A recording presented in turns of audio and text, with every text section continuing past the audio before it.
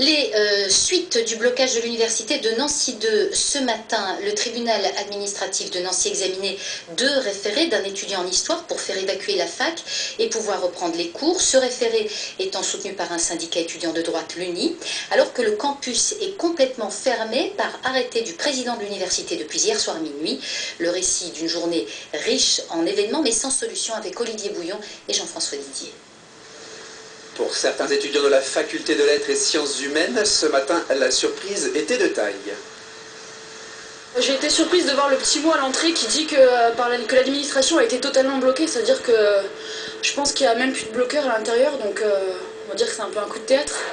Et hier soir, le président de l'université de Nancy 2 est venu en personne annoncer au comité de grève sa volonté de fermer l'établissement, une décision qui n'est pas du goût des syndicats grévistes. C'est une mauvaise chose, surtout dans ces temps-là, ça fait qu'exacerber les tensions, parce que le but c'était de faire en sorte que ce soit l'Assemblée générale qui décide de ce qu'il doit faire. Si le blocage a été encore reconduit hier jusqu'à mardi, l'UNI, le syndicat de la droite étudiante, espérait bien le faire lever en déposant 2 référés au tribunal administratif. Mais déçu par le rejet du premier référé concernant la reprise des cours, sa représentante a décidé de frapper encore plus fort. Désormais, c'est un président qui est pour les bloqueurs, donc nous demandons que la présidence de Nancy 2 soit mise sous tutelle et que le président de l'université démissionne de ses fonctions.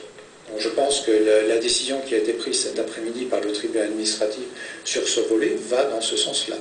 De faire confiance au président pour juger de lui-même quelle est la mesure la plus adaptée dans la situation où il est. Et si la mesure qu'on lui impose est susceptible, comme je viens de le dire, d'apporter un trouble plus grave à l'ordre public, à ce moment-là, il est reconnu comme ayant sa responsabilité. C'est de sa responsabilité. Par ailleurs, il s'est engagé à réouvrir le campus lettres sciences humaines dès lors qu'il aura reçu de la part des syndicats d'enseignants et d'étudiants la certitude que les cours peuvent reprendre. Et puis fait divers en bref avec